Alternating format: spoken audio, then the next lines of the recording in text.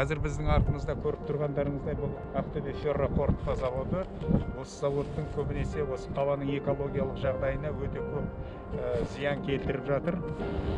Ең басты қазіргі таңдағы проблемамыз ауа мәселесі болып тұр, таза ауа мәселесі.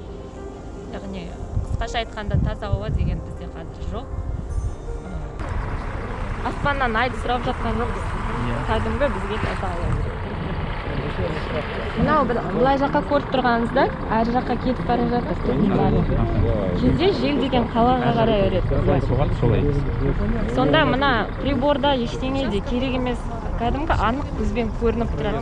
Қара түтін қаланың үстінде. Біздің естейтініміз қолға алынып жатыр. Проект жасалды.